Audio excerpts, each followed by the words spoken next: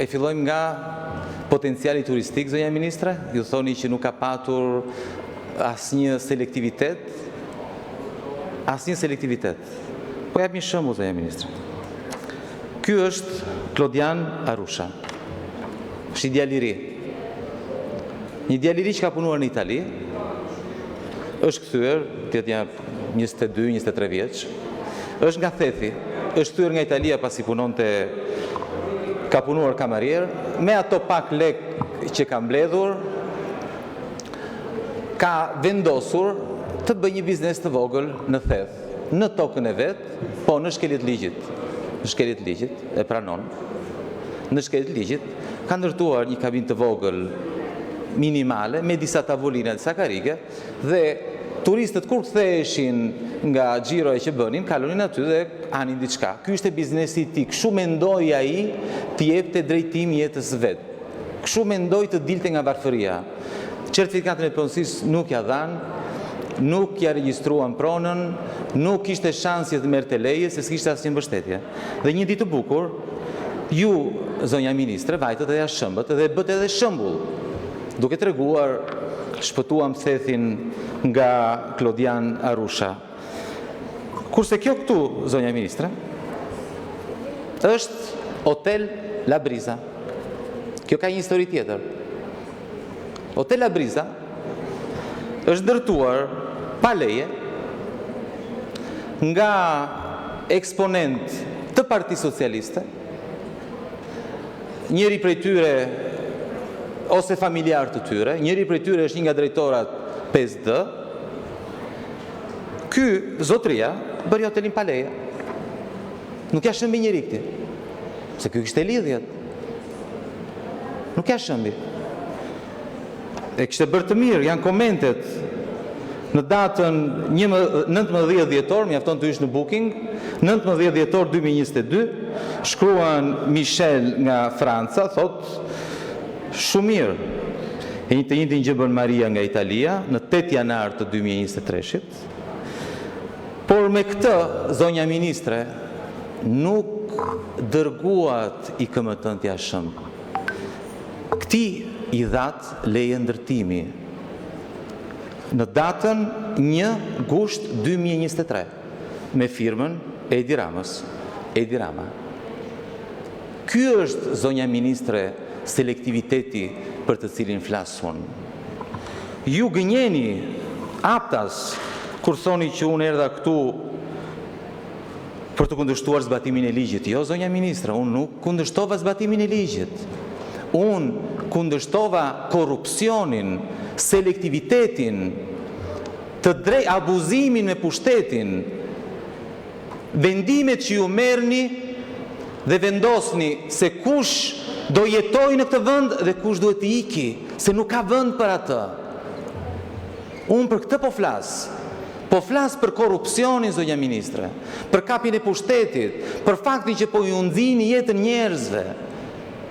Dikush mund të ndërtoj një hotel dhe pastaj i de leja e ndërtimit një vit më vonë, dhe dikush tjetër nuk më ndot një kabinë të vogël me 2-3 tavolina për të ushqyer.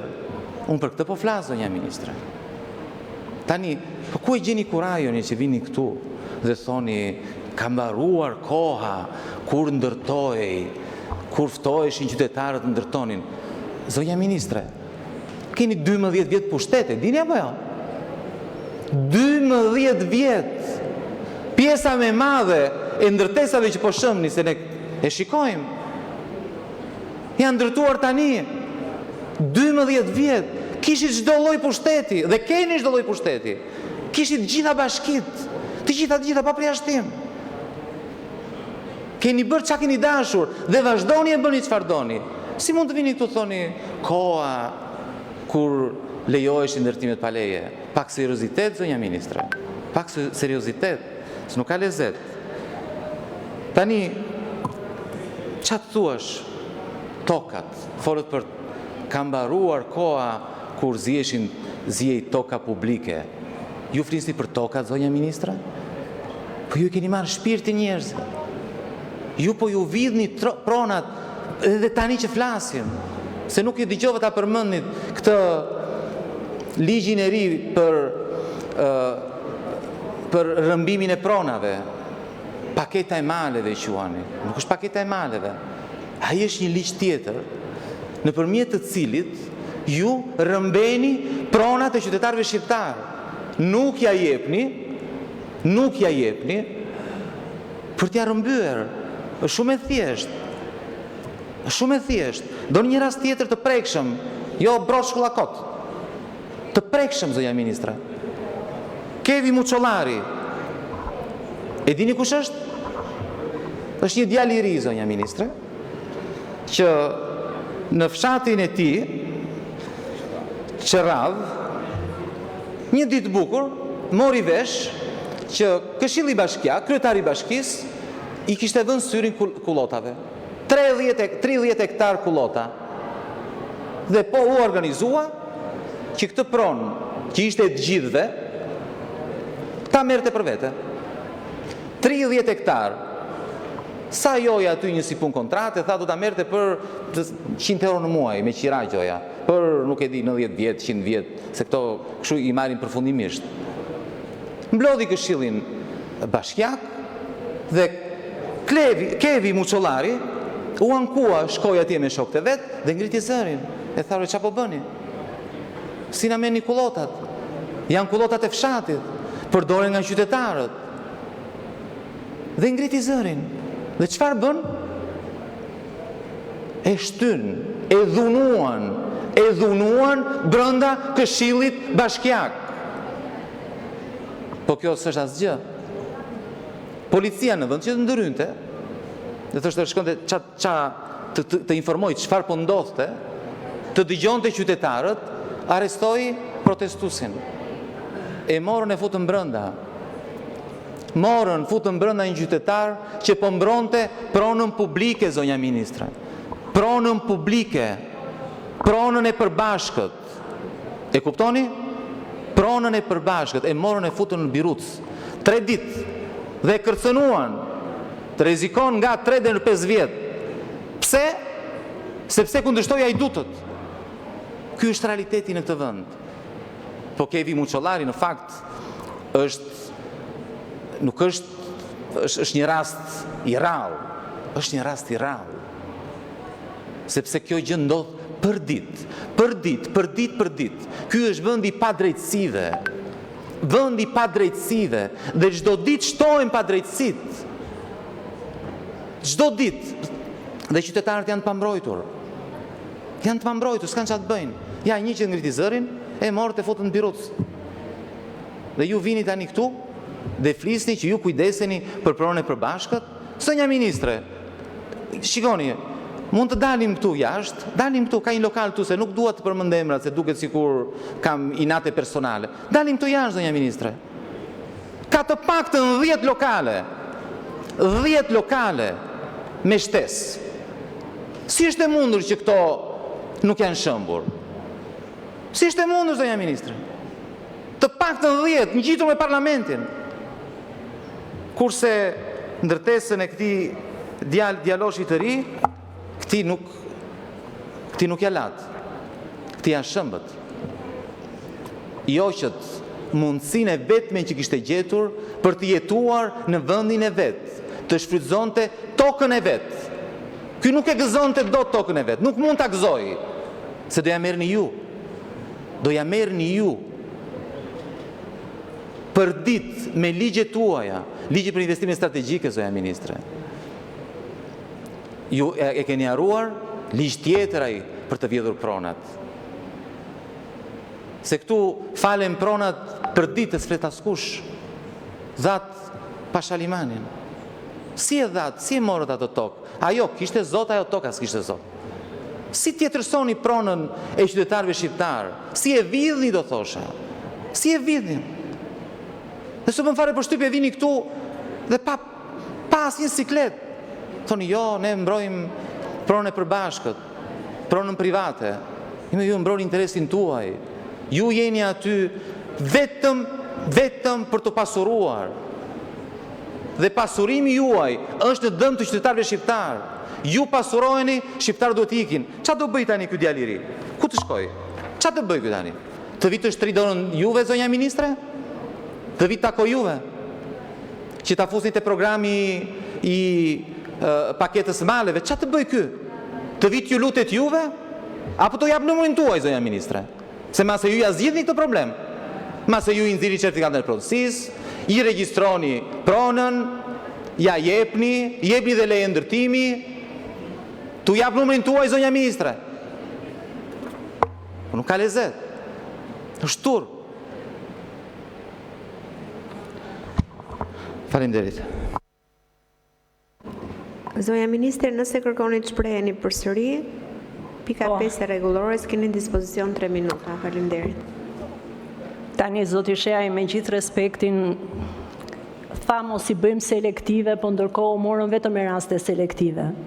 Mësolle këtu raste palishmërie, se janë gjyna, pastaj mësolle raste lishmërie, po janë të këti apo të ati. Tani ndajmë mendjen, do flasim për selektive apo për jo selektive. Se të themi raste selektive këtu, është të bëjmë selektivizën që këtu. Ta vendosim qarë doni ju të prishim me qarë thot ligji. Tani si do të ndajmë të punën e të qenit selektiv, e para. E dyta, doja të tërhiqja dhe vëmendjen, nuk mund të them që gënjen, se unë jam mësuar me këtë lloj fjalori, po të paktën referoju rasteve që sjell këtu korrekt ashtu siç duhet. Rasti i Pogradecit nuk është as fare siç sapo e that. Rasti i Pogradecit është që ai djaloshi është futur edhe është arrestuar sepse ka goditur një këshilltar tjetër të Këshillit Bashkiak, po të Partisë Demokratike, merrni informacionin ju tamam, dhe prandaj, dhe nuk ka qenë fare për zaptime tokash, e as fare historia kështu, ka qenë tokë bujqësore dhe mblektorve, po është mirë që informacionet i marrim tamam, zoti Shehaj, të vim të flasim këtu, të flasim për lishmërinë, të flasim për ata punonjës që nga mëngjesi deri në darkë kryejnë procedurat me ndershmëri, patjetër nëse ka raste abuzive, ato do të ndiqen penalisht, sikundër jemi duke i ndjekur, janë 18 punonjës të shtetit të cilët janë proceduar në aksionin më të fundit në FARK, dhe kështu do të vijojmë të zbatojmë pik për pik të gjithë legjislacionin që këtu e miratuan bashkarisht, traktet më të fundit ligjore, jo pa qëllimi theksova, vendosin një bazë të mirë, të fortë ligjore për të shmangur dhe për të mos patur më të tilla hapësira apo bëshllëqe ligjore që krijojnë, që favorizojnë nga mos dashja, nga qëllimi i mirë i keq, quaje si të duash, për të favorizuar dhe marrë 1 metër katror më shumë, po pikërisht këtë lishmërinë duhet ta bëjmë së bashku, duhet ta bëjmë mbi fakte të vërteta, jo duke aluduar, jo duke bërë selektivizma, po duke i quajtur të gjithë njësoj, të drejtë, të barabartë përpara ligjit, përpara zbatimit të lishmërisë. Nëse duhet të ndërtosh, nëse ke një pronë të rregullt, bën një aplikim, merr një leje ndërtimi dhe e zbaton lejen e ndërtimit pik për pik ashtu siç është, jo duke zaptuar metra katror lart apo poshtë, edhe pastaj duke kërkuar miq lart e poshtë në mënyra selektive, duke i sjell këtu apo atje, pikërisht për t'i dhënë mundësinë që të përfitojnë ekonomikisht më shumë, se nuk bëhet fjalë këtu për fukarenje, thash edhe në fjalë, bëhet fjalë për të përfituar ekonomikisht më shumë, për të abuzuar me atë leje ndërtimi të cilën e që të saktuar. Shumë faleminderit. Faleminderit, zonja ministre. Zoti Shehaj, në mbështetje të nerit 96, pika 5 rregullores, keni fjalën dhe 3 minuta nëse dëshironi. Zonja ministre, më duket se nuk i keni ide të qarta, nuk i keni fare të qarta, me sa duket u shokuat. S'dini çfarë thoshit edhe humbët komplet të ruan. Zonja ministre, unë nuk e zgjodha këtë, unë s'kam disa dhe zgjodha këtë, unë po këtë po e sill si shembull.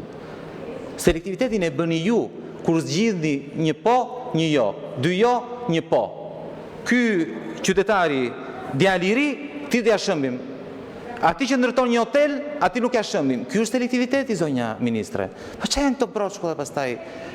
Çfarë janë këto? Po më zonjë, ky është pa leje, janë të 2 pa leje. Ua tregova, Hotel Briza është pa leje.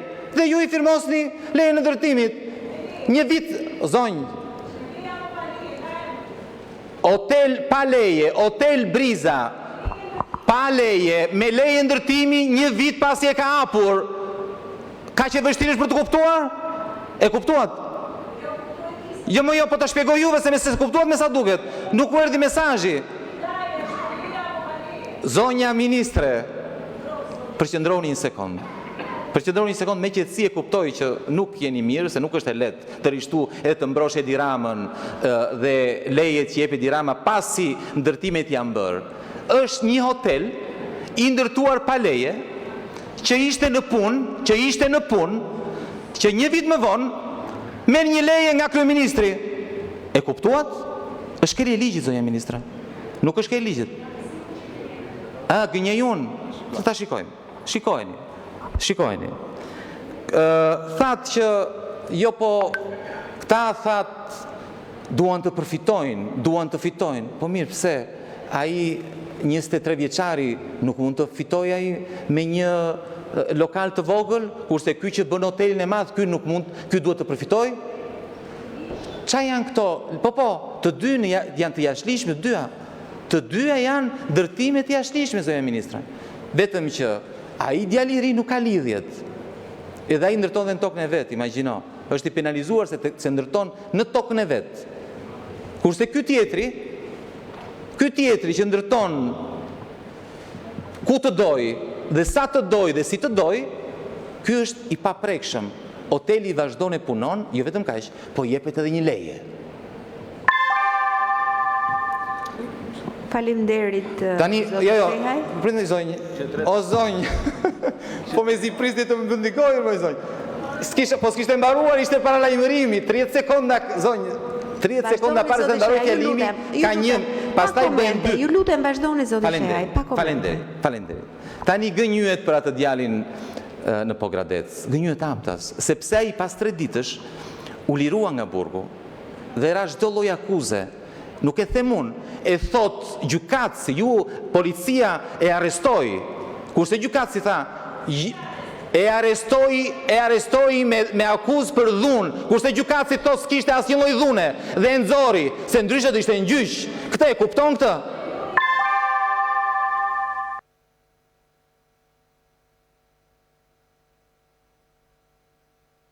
Me këtë interpelancë u kuptua pse Edi Rama u dha juve interpelancën. Zonja Ministre, me këtë e kuptuam se u dha juve.